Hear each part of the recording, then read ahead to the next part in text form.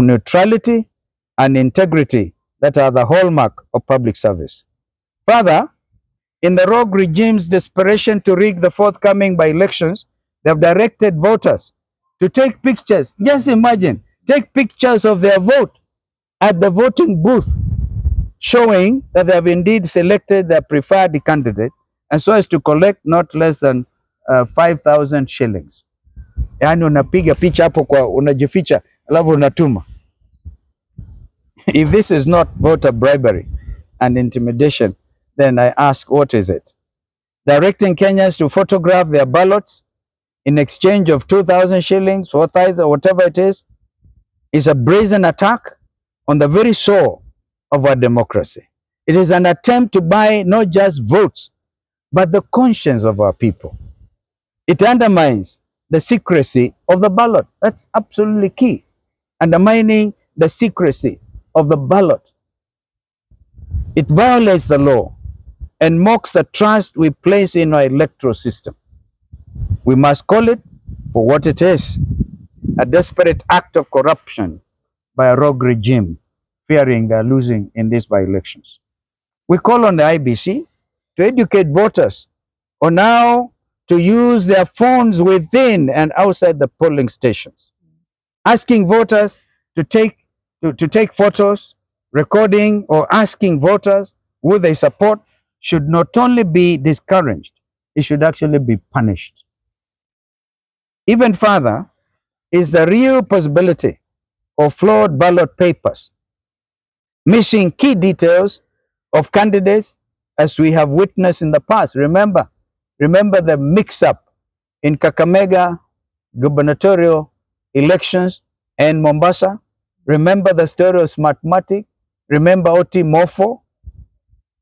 Do you know that the contracts, because they're operating within what they're calling the framework contract, the framework contract enabling Oti Mofo or Smartmatic to carry out these by-elections, by the way, their contract ran out on the 24th, I think in April last year.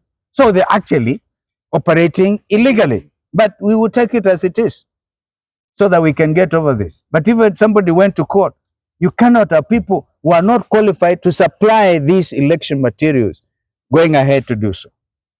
We ask the IBC to ensure that correct information is verified by all candidates before the final print of the ballot papers. I happen to know that Mr. Marjan, I think that's the name, the CEO of IBC, whom by the way recommended he should not be there by 2027. He is working with Ruto's political advisor, who was also a commissioner, who is based in State House, managing IBC even as we talk.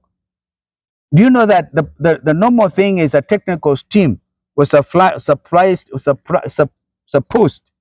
fly to Athens to verify the printing? But you know, Marijan said, no, there's no money for it, because they knew what they have done, what they had done in the run-up to 2022. We will not allow this. We will not. So, verification of the final ballot papers must be undertaken. And in the process, this by-election, for example, was it deemed impossible to print these things in the country? Wenzangu, wazalendo wenzangu, our nation stands at a crossroads, and we must demand integrity, transparency, and accountability in every institution, especially in those entrusted with safeguarding our democracy. Our youth have shown us the path, and they've reminded us that courage and moral clarity can reclaim the soul of a nation. Let us heed that call. Let us demand credible elections now and in the future. This is our moral duty. Let us honor the Constitution, uphold justice, and ensure that every Kenyan's voice is heard.